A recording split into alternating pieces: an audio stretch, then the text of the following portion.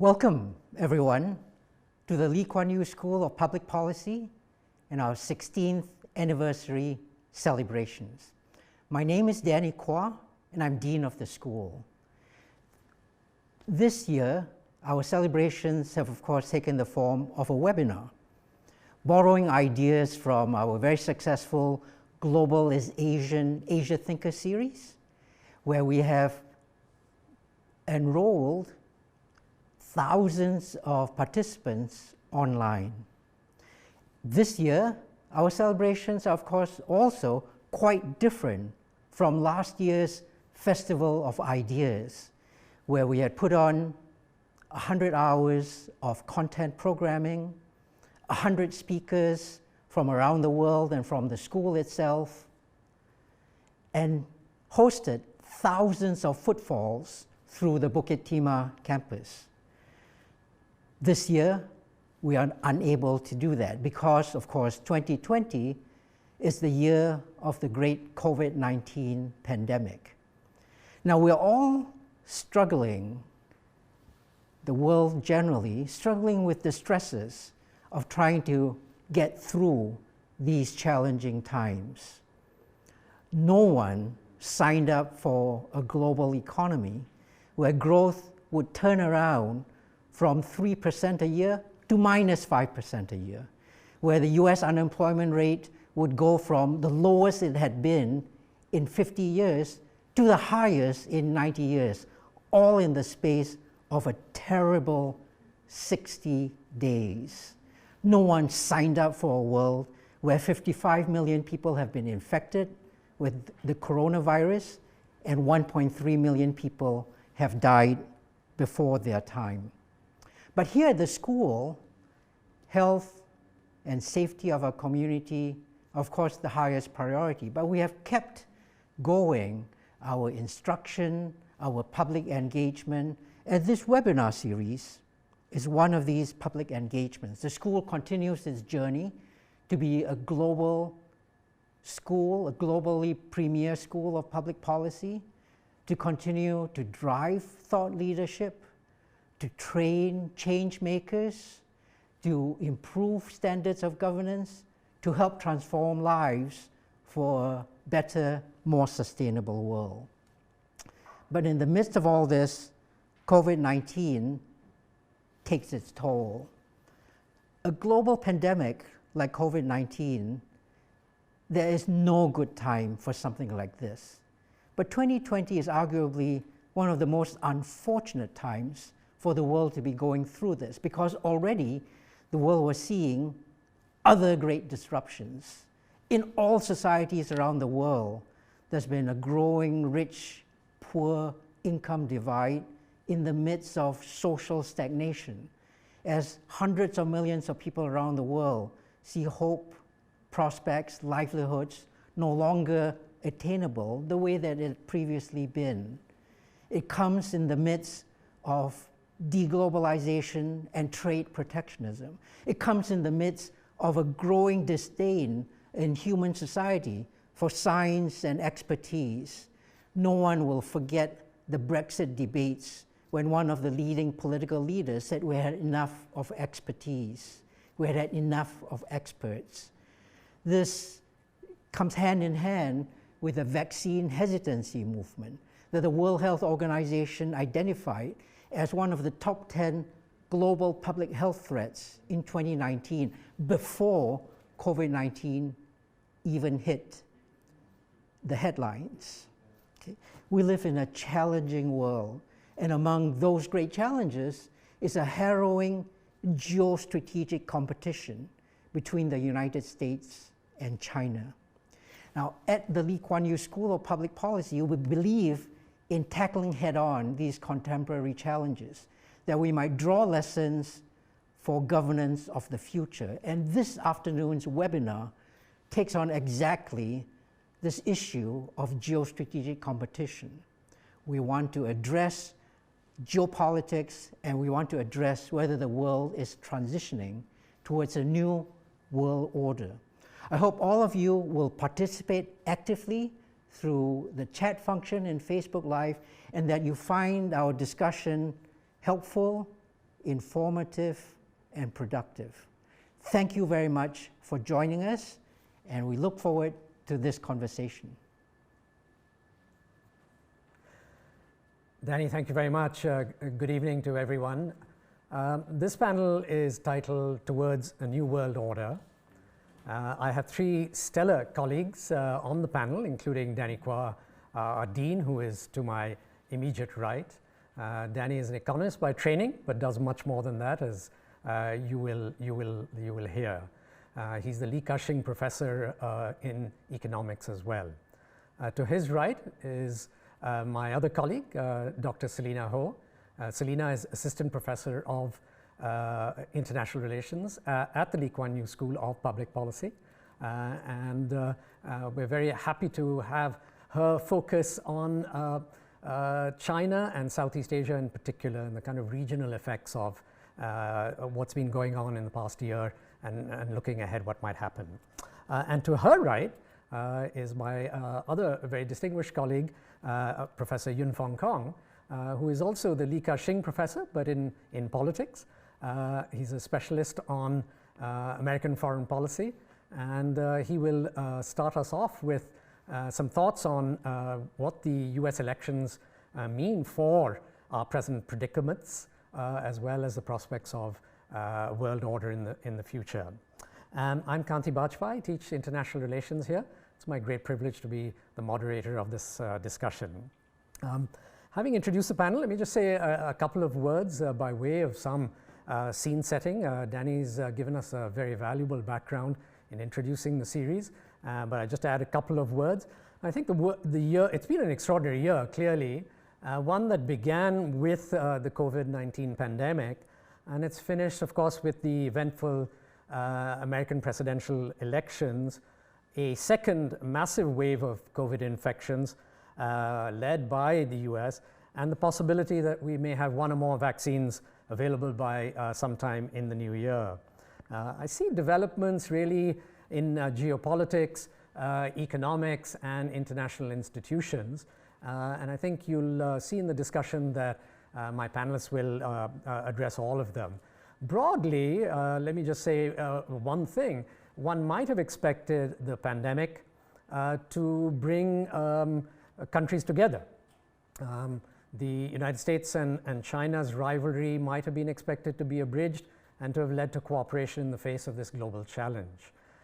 Likewise, in terms of the world economy, for instance, one might have expected that as the downturn hit and as normal economic activity was challenged, that the major economic powers would really get together, perhaps under various institutional rubrics, to think about how to coordinate and restart the global economy.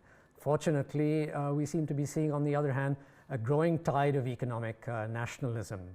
And thirdly, I think the COVID-19 pandemic might have also reinvigorated international institutions. I mean, I think it's no news that international institutions, particularly over the last 4 or 5 years, have been prone to deinstitutionalization, if anything. And one might have thought that multilateral and regional institutions, again, would have brought countries together, would have reinvigorated collaborative efforts to deal with the pandemic, to deal with the economic challenges, and to lead to a cooling off of geopolitical and regional rivalries. Again, I think that's simply not been the case. To address these kinds of issues and how things might be better, as I said, I'm joined by 3 wonderful colleagues. They're going to speak for about 7 or 8 minutes each. We will then have a set of exchanges between us, which I will lead to get our 3 colleagues to engage each other. And then we'll move into a phase when questions and comments on Facebook will come through, and I will address them to my colleagues. So without further ado, let me begin. Let me turn, first of all, to Yun Fong Kong to address the gathering. Yun.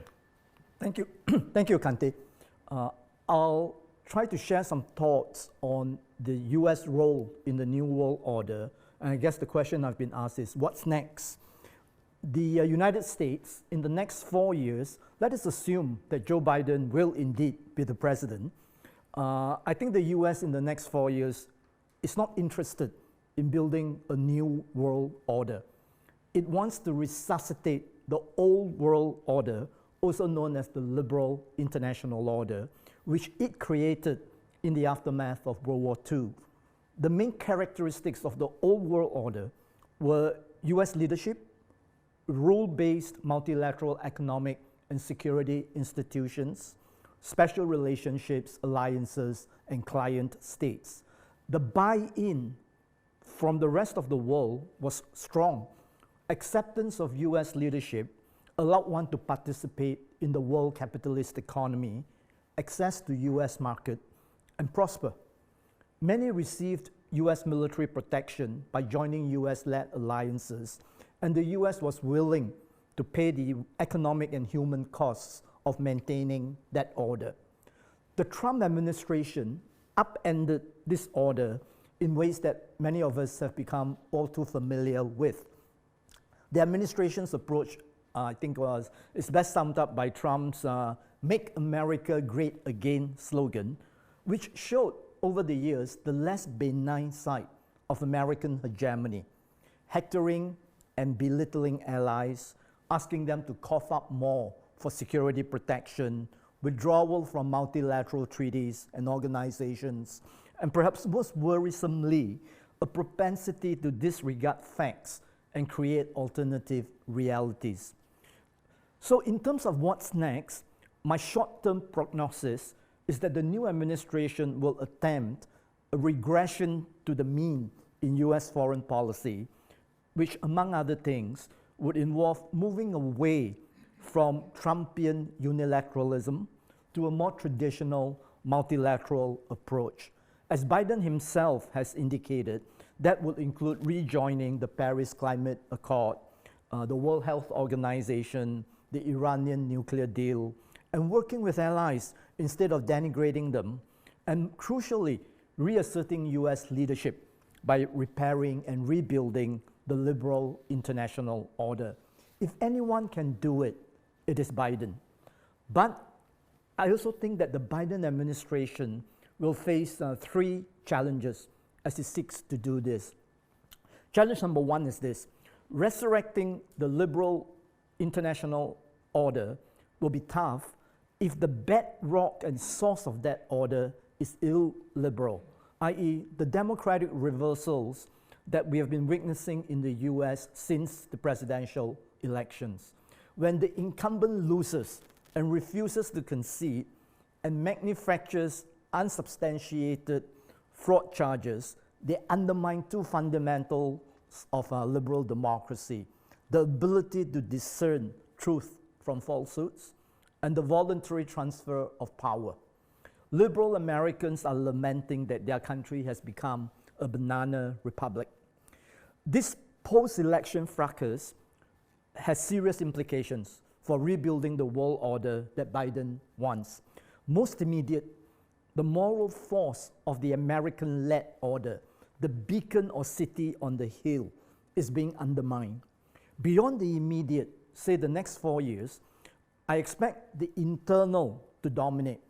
The need to unite a badly fractured country that is divided along racial, cultural, immigration, anti-globalization lines, all this. Now, when 47 million Americans are willing to go for another 4 years of Trump, despite his stupendous failure to stem the pandemic, and despite their having to pay more for goods as a result of the trade war, it tells, I think, the Biden administration and the rest of the world this: that Trump may be gone, but Trumpism has not. It will be sticking around, hobbling the Biden administration's domestic and foreign policy agendas. The next challenge, number 2, is that for the next 4 years, and actually beyond that, that is in the medium to long term, America's friends and allies will also have to factor this Trump factor or Trumpism in their dealings with the US. Many hoped and assumed that Trump's screw the world foreign policy was an aberration, right? And the US abdication of its global leadership role was a one-off. What the recent elections show, however, is that almost half of the American electorate can be counted on to assent to Trump's foreign policy. So America's allies, partners, and followers will have to ask, can the US be counted on to live up to its agreements or understandings? Or will the next Republican president, the inheritor of Trump's base, can just as easily do what Trump did? Now, if one cannot be sure that the US can be counted on to live up to its commitments, then one will have to hedge against the US. Namely, that is, be more cautious or circumspect about following the US or doing its strategic bidding. Put another way, they will be less willing to antagonize the other great powers in their midst, China for those in Asia, and Russia for those in Europe. When we look back on Trump and Biden's foreign policies many years from now, what we are likely to conclude, I wager, is that the consensus about America's role in upholding the liberal international order has been shattered. Without such a consensus, it is hard to have a coherent foreign policy and to sustain it over time. Third, and my last point, for the US, there is a way out of this disunity and lack of consensus, and that is to find or construct an external enemy. Samuel Huntington of the Clash of Civilizations fame has always said that America needed an external other or enemy in order to know who it is and what it stands for. There are indeed two ready-made external others, namely China and Russia. The Trump administration has kick-started blaming China, has kick-started China as the other, portraying China as the other, with the trade war, with blaming China for the pandemic, confronting China on Xinjiang, Taiwan, Hong Kong, and the South China Sea. Now, China hasn't helped itself by its actions on a lot of these issues. But ultimately, in my view, what makes China the lead candidate for America's external other is the fact that China is closing in on the US in comprehensive power terms. And the US is fearful that China will replace it as the predominant power in Asia. I expect the Biden administration will be much better in bringing together allies and strategic partners to confront China. But I expect few takers in ASEAN, in Southeast Asia. Way before Trump, the ASEAN countries have said they do not want to choose between the US and China, although I think this will be an increasingly difficult position to maintain as the rivalry between the two intensifies. Now, it used to be that countries here focus on hedging against China while engaging it. Now, they also have to hedge against the US. This kind of hedging means two things. One, you beef up self-reliance. For example, Angela Merkel said Europe will have to depend on itself. Or if that is not possible, if you are a small to middle power, you gravitate towards the side that you expect will be sticking around for the long term and who represents the economic technological wave of the future, regardless of how fond or not so fond you are of it. I think I'll stop there. Thank you very much, Yun Fong. I'm going to move it over now to Selina. It's a nice segue because Yun Fong ended with thoughts on Southeast Asia and the choices before regions. And I think that's pretty much what you're going to address with a perspective from China. Right.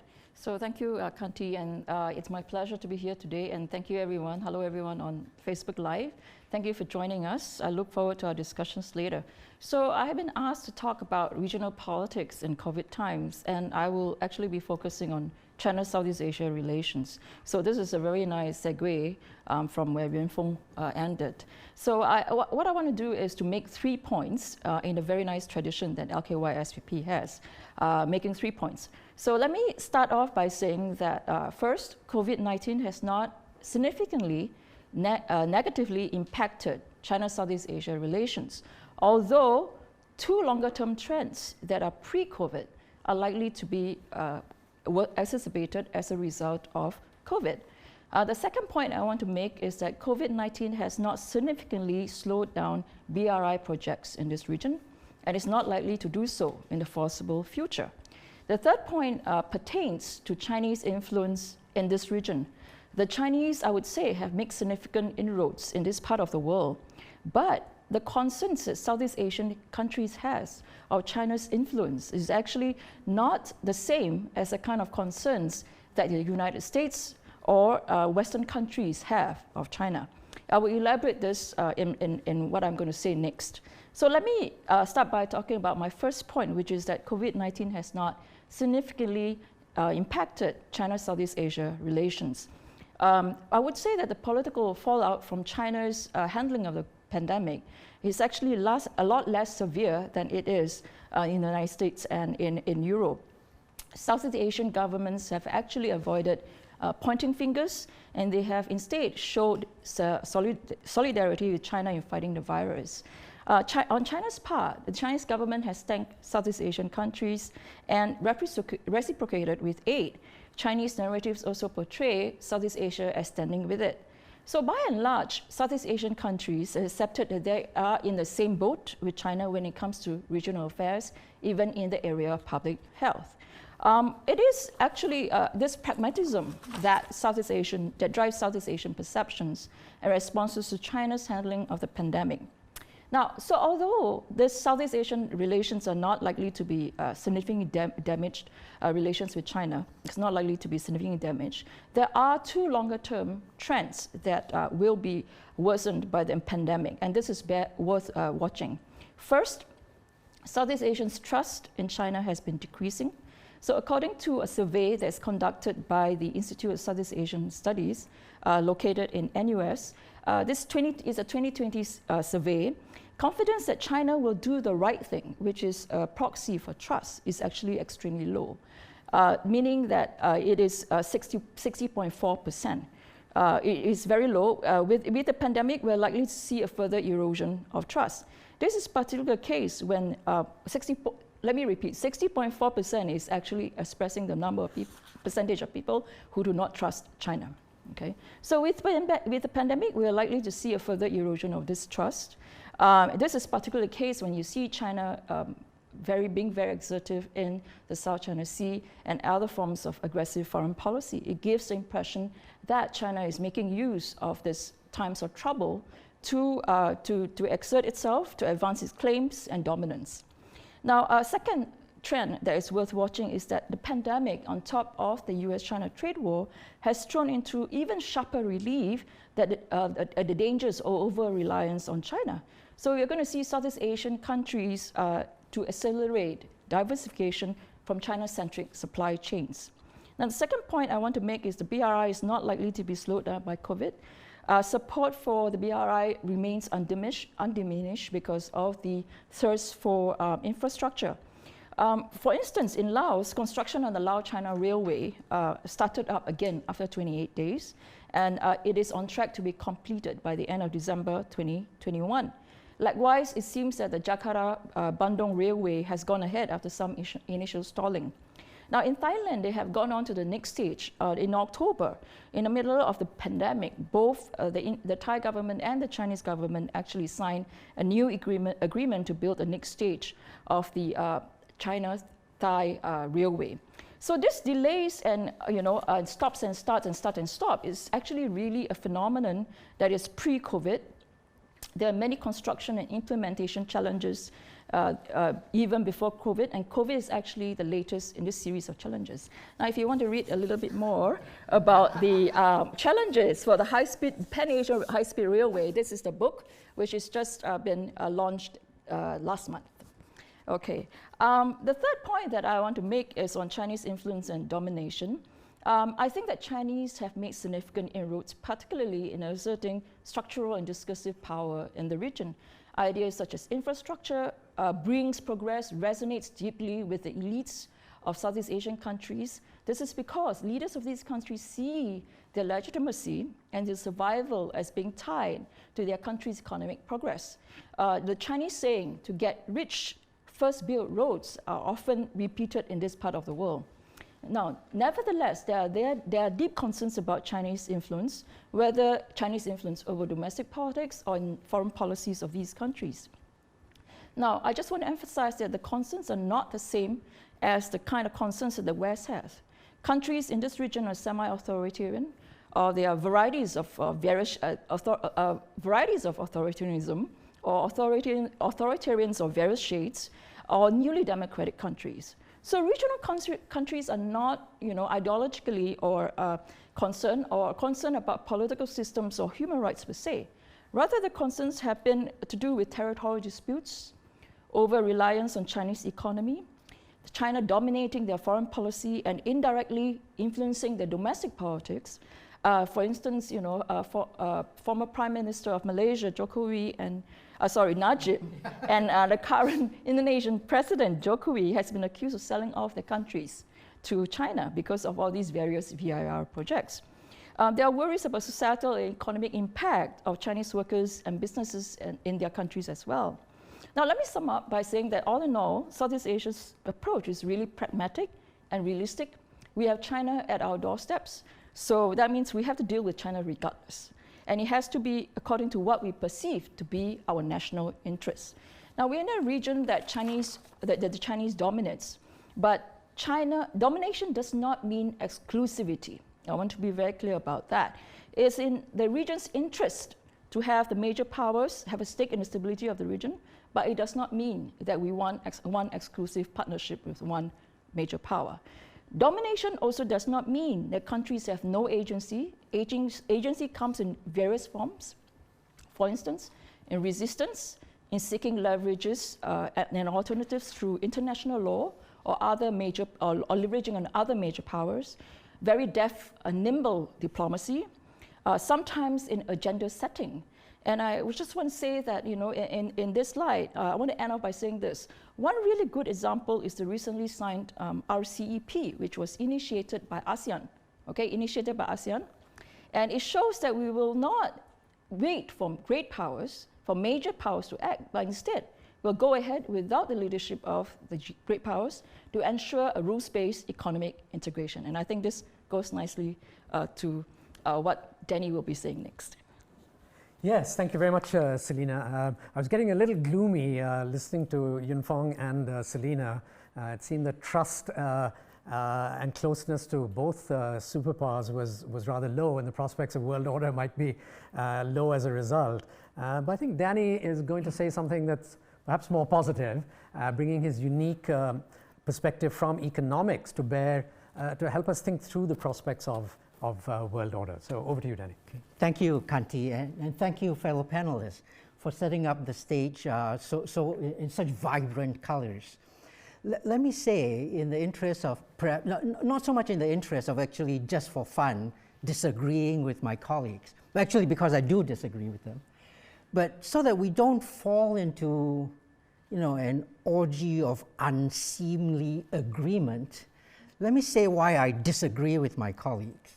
But although actually, at the end of it all, I am also pessimistic, I'm afraid, for the continued survival of the current world order.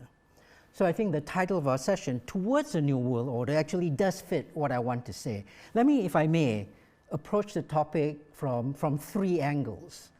The first is I want to set down some principles where I hope the nature of my disagreement will become clear. Second, from principles, I want to talk about the present system and the past trajectory by which we got to this. And then third, I want to end up with prospects going forwards. What will the new world order look like? So, as Kanti has warned you, I'm an economist. I do not, in the analysis that I undertake of the world, subscribe easily to words like trust, loyalty, belief and confidence. I want to see what the bottom line is. I also don't believe in a vision of world order as being there, as being a situation where there's a number one power, number two power, and we need to look out for when number two starts to approach number one, and that's when things get really fiery. See, economists have no time for these kinds of things. What do we look for? What do these things deliver? Okay. I'm sitting here in Asia. I want to know if we have a world order that is acrimonious, that is disintegrating, or the possibly emerging a new one. What does that give me? How does that matter to me? And I'll tell you how it matters to me. In Asia, we still have hundreds of millions of people living on the edges of poverty. We have a long way to go before our population truly gains control of its destiny. So what we want is peace and stability so that we can build prosperity. We want a level playing field where there is fairness with which big nations and small nations engage with each other. We want a system where no one is excluded when they have something to contribute. We want a system where the rules don't change halfway through play. We're okay with there being winners and losers, as long as the winners behave with good grace and are not arrogant or bullies. And we want a system where those who don't win don't try and overturn the results using instruments of power. So that's the kind of world order that I think an economist would recognize and that we want. Okay. There can be, you know, as my esteemed colleague Yun Fong says, there's a certain aura associated with being the number one nation in the world. We have no time for that. Bragging rights don't put food on the table. They don't enable the poor to gain control of their destiny. They don't lead the world to a better, more sustainable trajectory. So that's not something we look for. If you like, you can call economists extreme realists. We don't have time for nations, for the idea that nations might be doing things in a selfless, cooperative way. We want to know what the bottom line is. Let me tell you the bottom line. That's a set of principles I approach this problem of world order with. What is the present system? How do we economists view this, and what's the past? Well, as Yun Fong has described, the current system we can think of as the liberal, rules-based multilateral order led by the United States. So it's a US-centric, hegemonic, rules-based order. The last 7 decades of global history has been exactly this. And this is why we call it the American century. Economists love this vision. So we love that American presidents like Harry Truman, Richard Nixon, and before them, Woodrow Wilson spent time and effort building this international system. And we are in love with the idea that there were big ideas driving big ambitious plans, globalization, multilateralism, all of this was wonderful. We like to think that we helped contribute to this through something known as Kindleberger's hegemonic stability theory, where a global hegemon, the United States, could provide all this. And what we loved about this was that it delivered that level playing field. Harry Truman made it very clear. He wanted a system that was inclusive. Richard Nixon said we need to reach out to China. We cannot let a nation that holds arguably 1 billion of the world's most talented people live on the other side of the world in angry isolation, there to cherish its fears, to nurture its fantasies, to intimidate the rest of the world. What we want is a system that allows all to participate. And in running through the system, global inequality fell. Rich and poor nations converged towards each other. This was something we could sign up to. The fact that it's US-centric, the fact that it's driven by economic selfishness, we have no issues with that. Now it comes to the third part, what prospects look like going forwards. Well, COVID-19, together with deglobalization, protectionism, geostrategic conflict, a disdain of science and technology, all of this threaten that system. They all work together actively to undermine the world order of the last 7 decades. And let me just put on record, under the Trump presidency, America itself has worked against the ideals of that system. Historians of the future, when they look back to 2020, they could well identify this COVID-19 pandemic not as an unexpected turning point, because a lot of trends were already driving us towards this, but as the critical epoch in time when it became clear to a majority of the world's population that the American nation that had built this 20th century liberal rules-based international order, that nation is no longer capable of continuing in it. Not just to lead it, but even to be a full-fledged, fully engaged, responsible stakeholder in the system. COVID-19 pandemic has killed 1.3 million people around the world. Per million people, it killed 3 people in China. In Singapore, it killed 4.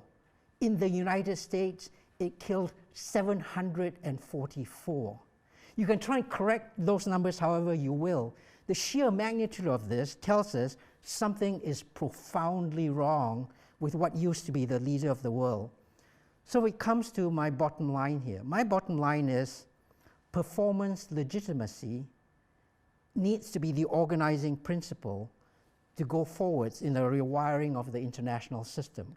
We refuse to recognize the need for that following the 2008 global financial crisis, where the world's greatest nation that had for decades lectured the rest of us on financial rectitude was also the one that generated a housing mortgage crisis that led to the global financial crisis that threatened to destroy the global economy. This needs to change. The world has need for a new international system. What it needs is infrastructure, clear rules of the game, finance, a clear vision on the green economy. It needs those who are capable of who have the expertise to build all of this. It no longer needs to be the United States that architectures this. There are providers across the world who are capable and willing to do that. Economists are not in the game of replacing the American century with the Chinese century, because that's not what we're about. We see needs of the world for a new international system. We see participants who are capable of providing this. So, Kanti, I am optimistic, but I'm optimistic not for the current international system, because I think it's reached its shelf life, it's reached its sell-by date. But going forwards, I think we do see ways ahead to try and construct such a new international system, such a new world order. I hope that we will get to bring that out in a subsequent conversation, but thank you very much. Thank you, Danny, for that vigorous alternative perspective. Although you come at the end of it, like every economist, you turn a bit gloomy. It is a gloomy science or some such. Let me now move to a segment where I try to engage our 3 colleagues and get them to talk to each other, disagree with each other, perhaps a bit more sharply. Let me begin with, in reverse order perhaps, with Danny's last point. I thought when you said, the world now needs infrastructure, greening of the economy, enormous dollops of finance, that sounded like a word, a level playing field. At least the first 3 sounded like what China has and disposes of in very large amounts. It's on the climate change kind of train. It has enormous reserves in terms of finance, and of course it's probably the world's greatest infrastructure builder. But then you went on to say that some other coalition or group of states could possibly even provide this. It needn't be a singular state, either the Chinese or the United States. And that raises, as an economist, the whole issue of free riding. And who is going to do this kind of collective act of good for the world and provide infrastructure, a greening of the world, dollops of finance? are you just an idealist? Are you overlooking your own science, economic science, which told us that collective action is very difficult? Okay, how dare you call me an idealist? Far from it. I believe that where there's demand, supply will emerge. The question here is not whether there will be the provision of a level playing field, ideas about a green economy, ideas about infrastructure. What you're worried about, if that these might be public goods, is that will they be supplied in sufficient quantity? It's not a question of whether the market fails completely, it's whether the end result is what we would like. Now, I believe every nation acts in its own self-interest. So if there's a need for infrastructure bill, we will come to a situation where the supply for that will be provided. I don't name specific countries because sometimes that set off alarm bells in people's heads, because we are in a time in world history where there is a narrative against China that says it is using its economic weight to exercise veto authority over other nations' economic, political, and social choices. And I want to leave room for the possibility that all of this might be an unfolding conversation that turns out to be right. I want to leave room that says that what I feel qualified to pronounce on are the economic needs and who can supply them. As for specifics, Monsieur Olsen had this wonderful story of roving bandits and stationary bandits. And he said that there was a state of the world when some nations, some tribes, some huntsmen would feel that the best use for their time was to expropriate goods from other nations, other tribes. But when productivity rises sufficiently, then these marauding tribes would actually find it beneficial in their self-interest to set themselves up as stationary bandits. They could tax the population. They became governments who provided services to the people in a monopolistic public goods kind of way. So I can see that spontaneously, spontaneously isn't the right word, but organically, we could see an emergence of a supply of, and I don't want to use the word world government because again that sets off alarm bells, but a supply of policymakers, a provision of public-like goods that would actually service the world. Okay, I'm going to hop across to Yun Fong before coming back to Selina. I guess listening to you, you have a sense that Biden could reinvigorate, up to a point at least, some sort of US-led order. And I guess Danny comes out much more negative, but he sees the possibility of some kind of multilateralization through institutions that might build the world. I guess your point is that it does take a hegemon really at the end of the day to build a new order and sustain an order. So you, having heard Danny, sticking to your guns on Biden as sort of still the promise of the future? Okay. I'm not sure whether I said that Biden was the promise of the future, because what I was trying to convey was that with Biden back, there will be an attempt to resurrect the liberal international order with the focus on the rules-based multilateralism, the reinforcement of alliances and so on, the so-called American century efforts that we have seen, right? So I think on several issues, he is likely to have some success, rejoining the Paris Climate Agreement and so on. But I also think that there will be constraints in terms of what the American public and the Republicans in the Senate will be willing in terms of letting him have his multilateral agenda. In a sense, I agree with Danny that if you look at the way globalization has worked, right, it has disenfranchised a significant segment of American society. They are hurting, right, and that partly explains the Trump phenomena and Trumpism. And that's why, however much Biden wants to get back to the TPP, I think it'll be very, very difficult for him to do that. So, so I think there will be constraints. But I'm also looking after Biden, because Biden will be in for 4 years, right?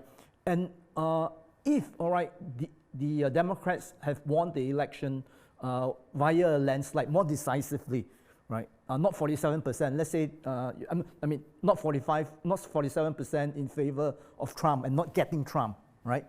But if it has been a much smaller percentage, then we can say that the traditional U.S. approach, the liberal international order, will have a better chance of sustaining, itself even after Biden. But because of the strength of Trump's base, I think any interlocutor of the U.S. will have to factor that in as they think about, how to deal with the U.S. in the long term. Yeah. And that comes back to Danny's wonderful point about performance legitimacy, which I think I agree very much with him, more on the positive than the normative angle, in the sense that it may become an emerging standard by which, a lot of countries outside of the U.S. and Western Europe, look at, who deserves, to call the shots. May I just quickly come in on this, because I want to agree also with what Yun Fong said so beautifully. And I might compactify some of the message here. Your point, Kanti, is that, in the world as it is, without a global hegemon, we cannot provide order. It is a fallacy, however, to think that if we do have a global hegemon, we will be able to provide order. What matters is the will and the capacity of that world number one power, of that hegemon, whether it wishes to build an international system that's inclusive for everyone else. And right now, I think we're agreeing that for a host of reasons, America has huge challenges that it has to go through. America is the only major nation in the world where over the last 40 years, the bottom 50% of its population has actually gotten poorer in absolute terms, even as the top 1% took off completely in wealth. No other place in the world and no other significant economy has seen this. China has actually brought the bottom 50% of its population to increase in incomes fourfold over the last 4 decades, which is a rate of increase faster than even the top 10% in America has grown their income. So in terms of performance legitimacy, the facts rack up in such a way that it's going to be a monumental it's going to take monumental willpower to go back to the way that Richard Nixon and others built the international system. So could I pick up on that and go to Selina now? By the way, I should say the book you held up is your book, which you didn't quite, if viewers didn't get a close enough look. And so thanks for that. Selina, on this point of performance legitimacy, since you've studied very carefully now Chinese projects in Southeast Asia, do you think that those demonstrate performance? Have they been good at what they do there? Is that the perception also in the region? You said people don't quite trust China in Southeast Asia, but do they perhaps admire at least their performance in terms of these projects and so on? Is that a feeling that's growing? Thank you so much for this question, Kanti, because I was going to jump in the debate between these two by talking about performance legitimacy. I think that one of the things that, with having a very economic-centric material way of looking at performance is when you talk about just material aspects. But performance actually there are two elements to it. One is material, the other one is normative. I mean, the reason why the US has been able to lead the international order for so long is normative as well, the city on the hill, and the values and the ideals that come with America. The aspirations, the American dream. And you see the Chinese doing the same thing. They are pursuing the Chinese dream. They are, doing all these public diplomacy, vaccine diplomacy, whatever diplomacy they're doing to reach out. So do not neglect the normative part. And I want to stress that is a very important part of performance legitimacy. You are only considered legitimate when you both deliver the public goods materially, as well as seen as an example, as a model that others can follow. So I think that's a very important point that I want to put forth. Now, with respect to what Kanti was saying about the projects, so it is precisely that I'm talking to. So the idea that countries in this region look to China as the economic provider in investments, in loans, in aid, in infrastructure, technology, and getting all these companies to come and build things that the countries need. So this is the material part. So this is when we're going to see that there is this disconnect between this provision of material goods, and yet at the same time, this great deal of unhappiness, societal unhappiness in particular, about the Chinese, and worries among elites about how much they can trust China. It is precisely because China does not have yet the normative leadership. I'm saying yet because I do not know what will happen in the future, but as it stands now, China does not have the normative leadership. It is not providing the normative part of performance legitimacy as of now. And that's why you see these low levels of trust that's happening. Let me ask everyone on the panel a question which I think is kind of circling here, which is maybe a common point amongst the three of you, an expectation that there will be a singular world order. But what if, in fact, the United States and China and perhaps other centers of power, the EU, Russia, in some measure India, agree to disagree in effect, and we have a world made up of regional orders, spheres of influence if you like, it's a bad word, but so we don't have a singular world order at all. Do you see that as plausible or perhaps even desirable? I mean, the world's a big and complex place. Why should one imagine that one order would do it all? Would anyone like to take that on? Danny? Yeah, I'm happy to take a stab at this. Okay. Let me begin by saying I like very much the idea that we want to get away from the notion of there being a unique nation that's hegemon. It's the number one power, it says everything in the world. And the thing is, we have spent the last 7 decades living in such a world. It's going to take a while to imagine what moving away from that is like. But so I'd like to proceed on principle. For now, for the last 7 decades, the United States has been the world's security officer. It's been the lender of last resort. It's been the consumer of last resort. It's the one that's put out all the wonderful ideas in science and engineering. It's created all this wonderful entertainment. It's generated, the world's top universities, what Selena refers to as normative considerations, and all of that is absolutely spot on right. Question is what we need to replace it with. And what you have described, Kanti, is the possibility that we could divide up the world into geographies, separate geographies, where we might then recreate within each of these geographies a subsystem that looks like that. Well, let me take I think that could well be possible. Let me take the idea, if the great powers will tolerate that. Unfortunately, we still cannot control that side of it. But let me suggest that we can even riff on that idea even more.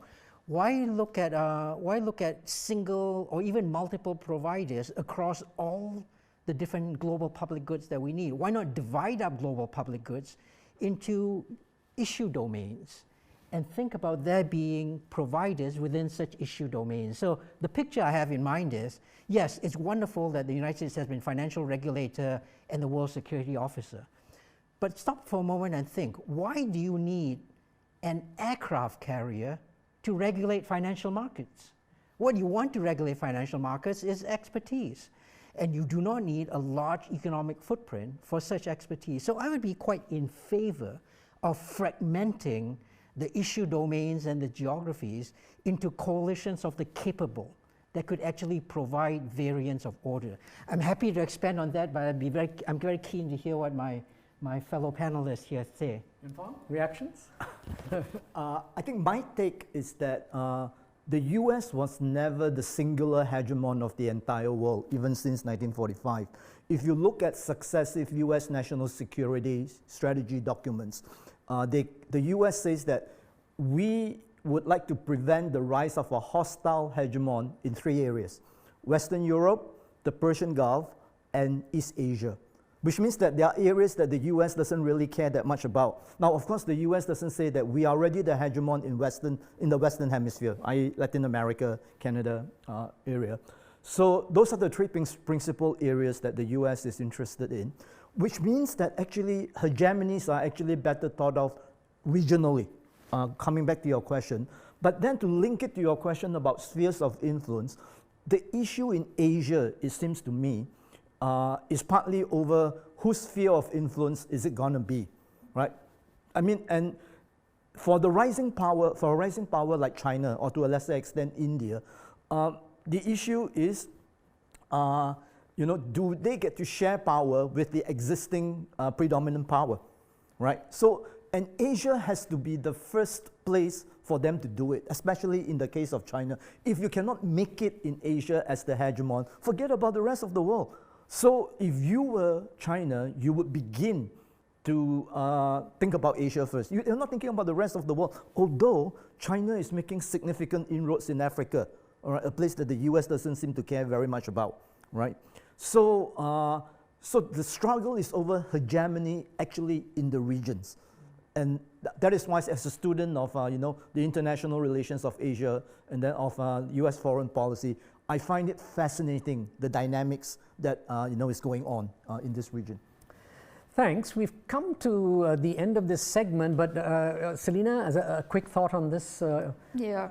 Actually, I just want to say that I think that if you have this collective vision, you actually see the middle powers coming together during the COVID and also now with RCEP when great powers are not able to move. But I would say that this phenomenon of multilateralism where middle powers coming together is actually something that is, at least in these 2 decades, something that is relatively new in the sense that with the US in retreat and with China, surging and, we don't know what leadership to follow and all that, right? But looking ahead, I actually see a lot of problems with this, okay? First of all, multilateralism, a truly multilateral order, will result in what is a collective action problem. Now, how are you going to ensure that, that people are going to agree to doing things? There are always problems when big groups of people work together. There'll be a free rider problem, who pays, who does not pay. I mean, we have all these kind of problems every time there's an international institution. The payments are not always, the membership fees are not always equal, et cetera, et cetera. How do so many countries come together? And then now, as a student of international relations, I have to make a point, which is that the realists believe that the most stable order is a bipolar one. And a multipolar world is actually extremely unstable. So if you talk about collective action problem in multipolarity, then you can imagine all the downstream problems that come with it. And one of them could be instability. Okay, so I think that's all I want to say. All right, thank you very much. We're now going to go to some questions that have come in from the audience. One of them actually is about middle powers. You just mentioned middle powers, Selina. This is from Christine Pang. She says, as the center of the world's economy shifts towards Asia, how can middle powers in Asia directly or indirectly impact wider global relations? Anyone on that? But Selina, would you like to say something more about the role of middle powers? Well, so middle powers have been, they are they're in between the great powers and the small powers. So what classifies as middle powers are those who, are relatively developed with economically, up there, middle income and above, right? With high levels of education and all that. So countries like Japan, Korea, and then even in our region, we have Indonesia, Thailand, Singapore. These are all middle powers. So with the center of gravity moving to these countries, what kind of things, the question is what kind of things that the middle powers can do. So one of the things is collectively coming together in solving some of these key issues. I mean, if you talk about, issue-oriented way of world order, this is one area. But as I said, I've already pointed out some of the key problems that are involved in that. Middle powers also stepped in when great powers failed to provide. And middle powers help to restrain great powers when they misbehave.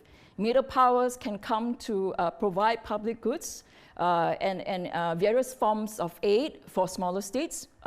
Japan is extremely active in this part of the world in providing loans and aids and investments to the smaller countries. And this has been the case since after 1945. And China, China wouldn't be a middle power, but these countries have been stepping up on all these. So there are various forms, but I think that maybe, Danny might be able to answer this question in terms of because of the economics part. I don't know if I can answer this, but I do have some thoughts about this.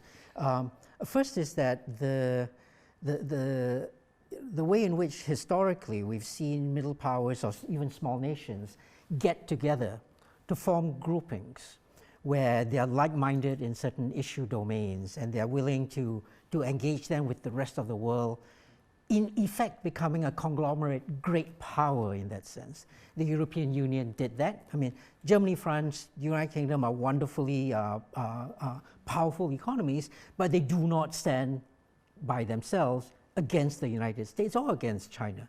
So there's the possibility that we must, as Kishore Mahbubani always says, we must pay mind to the coalitions that we can be part of. Here in Southeast Asia, ASEAN, of course. In Europe, the European Union, and possibly other similar such groupings.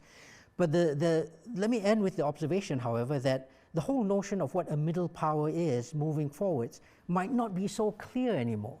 When the world was in effect run by military hardware, it was clear you went to the nation with the greatest army, most boots on the ground, that was the great power.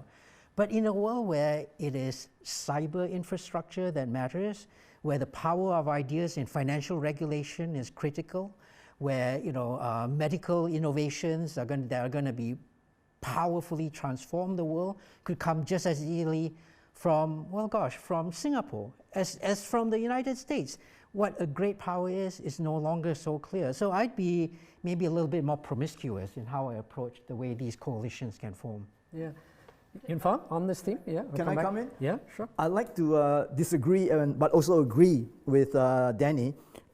It's quite clear to me what the trajectory of the middle powers in a place like Asia, for example. Despite their mantra of not wanting to choose between the two superpowers, they may have to choose in the years ahead. I mean, it'll be, let's put it this way, it'll be increasingly hard not to choose, given the pressures that the two superpowers will exert on them. But where I fully agree with Danny and Selena is that the middle powers do, have done actually pretty good job until very recently.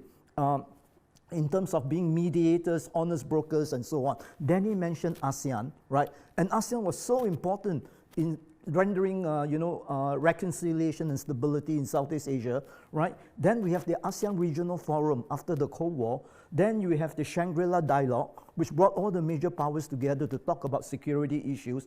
TPP was, also Singapore, New Zealand instigated, right? And then RCEP, which just concluded, is also an ASEAN initiative. So all these regional institutions, the middle powers have played a role.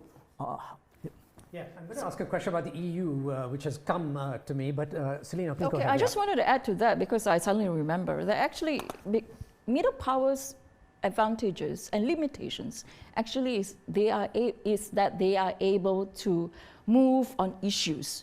So for instance, you have the Scandinavian countries who are actually champions of environmental stuff. Okay, they're very good in it. That is their comparative advantage. You have Singapore, who's an authority on maritime issues, for instance. So you have middle powers who are very good in niche areas and issues. So when it comes to issue-based problem solving, middle powers have been very good, exactly with pandemic, with trade, with all that. Now the issue is, if they go bigger, that's when you're going to see collective action problems happening. Okay, that's my point. Yeah, I like to think of middle powers a bit like the middle classes. They connect between the upper classes and those below, and they're just extremely good connectors and sort of communicators between, and they can rally people around. They're not threatening as much to smaller states, and they don't threaten the very big ones either. So they have that posture. But coming to the EU, Ulrika Murphet has written in, couldn't the EU model a collection of middle powers be something to look at in other regions? Is the EU a model for other regions? And there's another question here on ASEAN. Or is the ASEAN model a better one in terms of building regional orders that then might be summed up to some kind of a global order? Would someone like to take up the cudgels for the EU over ASEAN? I'll go if nobody else. Okay, all right. Yeah, you lived in your. The EU and ASEAN are two large groupings. They are very different, of course, as we know, and so it's useful to think about those differences as we navigate this very interesting question. The EU has a practice of supranationalism, where it hands over decision making on a number of dimensions to a non-elected body in Brussels. In Asia generally, I think our history is one where there remains a greater sensitivity on national sovereignty. It's quite unlikely that we will all fall into a situation where we do that. Now, of course, for the EU has sometimes overextended. For instance, it thought, oh, a single currency. If we're going to do all these things centrally, why not have a single currency? And we'll do that centrally as well. And that showed sort of the weaknesses of this quite centralized model. So I think as we go forwards, as we think about alternative models for, with the EU on one side, ASEAN, which is relatively sort of, people go their own way in ASEAN. We need to think about how these different coalitions will work well for different kinds of groupings, always respecting that a nation will only be part of a coalition when it sees the gain to being in that coalition greater than if it were on the outside. Now, the United Kingdom made that calculation and came out one way recently, and previously had made the calculation and gone the other way. So we need to be prepared for these kinds of quite tumultuous dynamics if we see what Britain is going through in its separation from the European Union.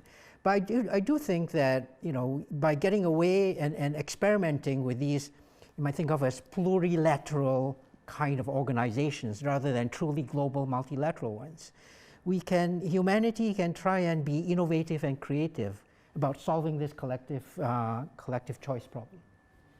Okay, let me throw out a thought just to pull together what we've been discussing. Would you say that what we're trying to, in a way, communicate to the audience out there is a sense that the world order that's emerging, will be a very kind of undulating, striated, complex thing, with clearly the United States and China playing a very big role, middle powers in the mix, regional organizations, particularly the EU, ASEAN.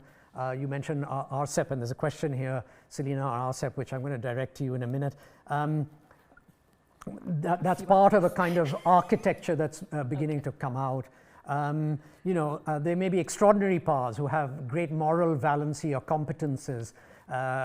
You mentioned the Scandinavians, perhaps the Norwegians and Swedes and so on, who bring peacekeeping and green concerns and so on. And it's really this kind of very big mix. I'm not quite describing the United Nations, but something will emerge out of these bits and pieces cohering somehow over the longer term. Is that what we're looking forward to rather than hegemony? Or is that what we're doomed to? Anyone want to react to that? I'm looking at Yunfeng because he's the hegemony Yunfeng, guy. I think you're the man.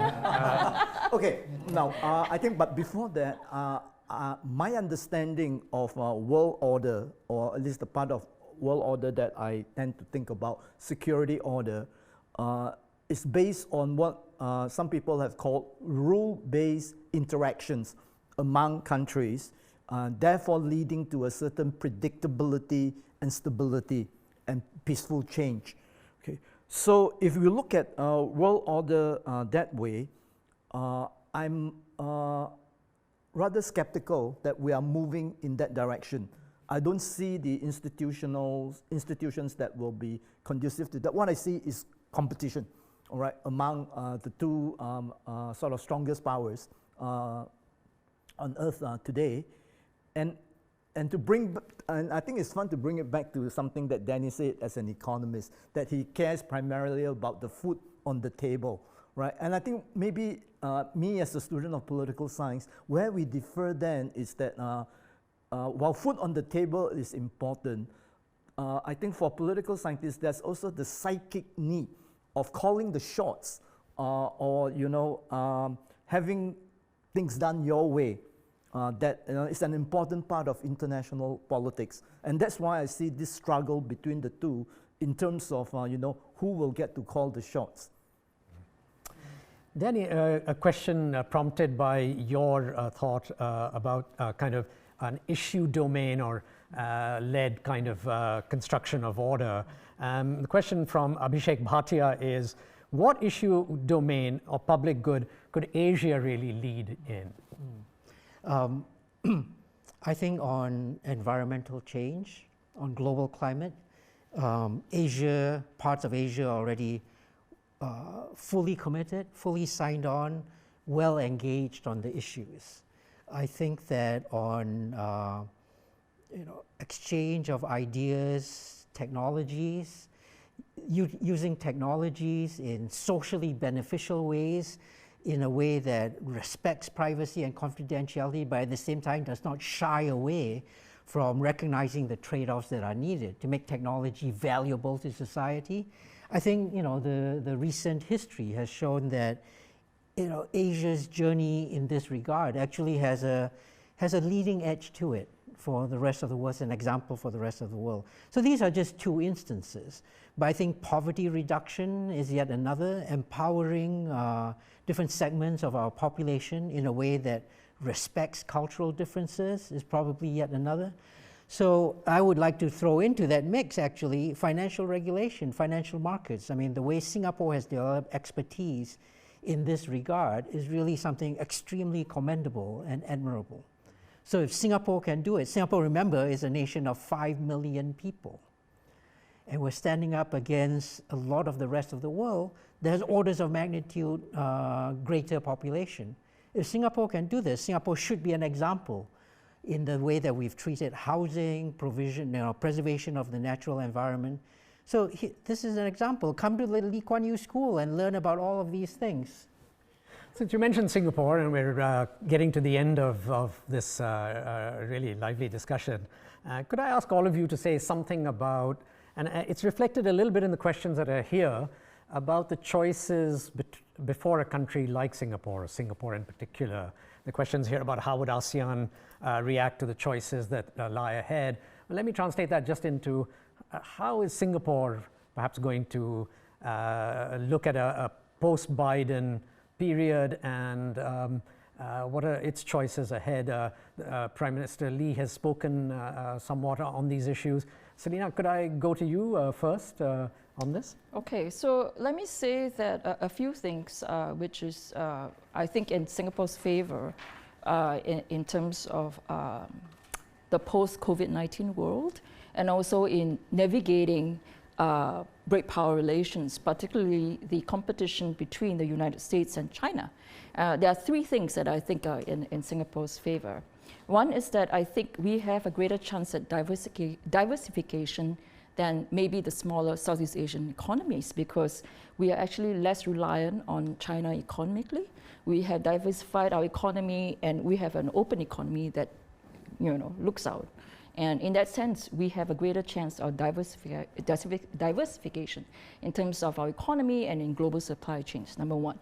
Number two, I think that we are a country with high state capacity, meaning that we have rule of law, a transparency, accountability, a generally good government, and well-functioning government. So all these things are going to be in our advantage. We have state capacity on our side when we emerge from COVID-19, for instance. And I think the third point is that I think we have proven over time that we are pretty nimble when it comes to diplomacy. We have been able to look towards the United States as a security guarantor, and towards China as some form of economic provider, although not over relying on China. I think that credit goes to our diplomats in being able to navigate this very great, this great power terrain. So I think these three things are actually in our favor, that we can probably diversify more easily than other countries in this region.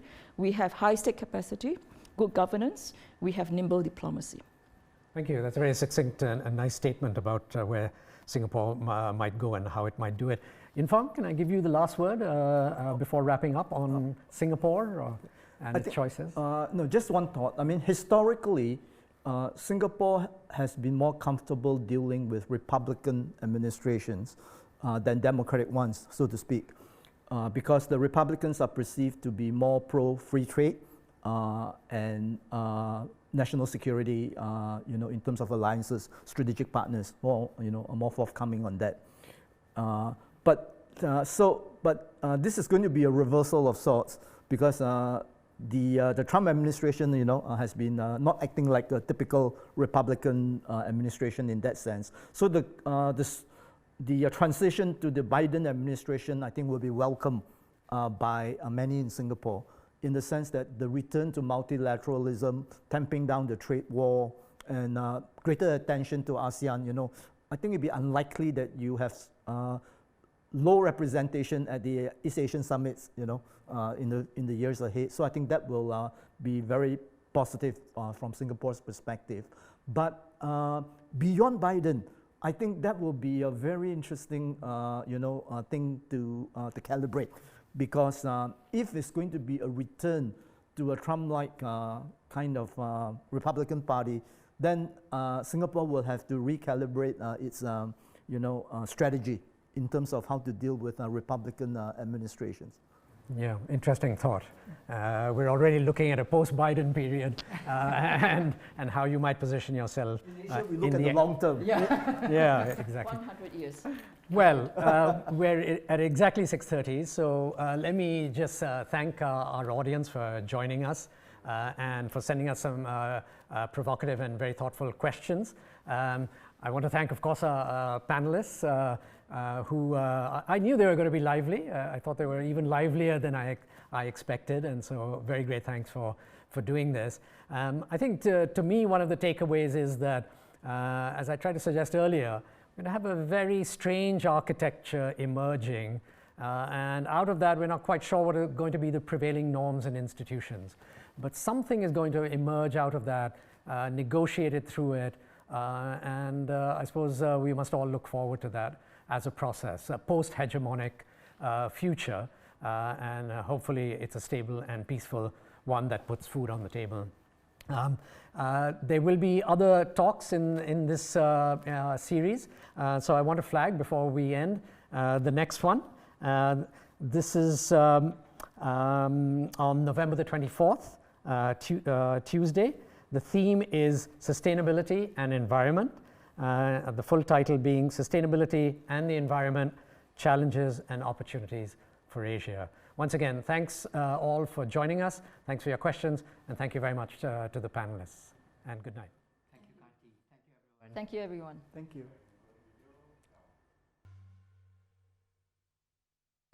Thank you, everyone.